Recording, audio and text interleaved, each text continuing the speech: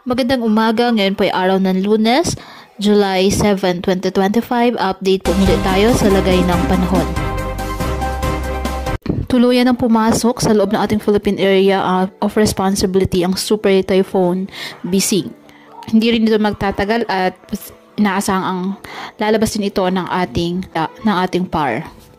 Patuloy naman itong hahatakin ang habagat na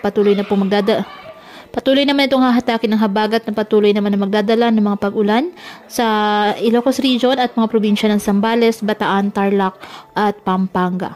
Taglay ngayon ng bagyo ang lakas ng hangin na aabot sa 130 km per hour malapit sa sentro at pagbugsong umaabot sa 160 km per hour.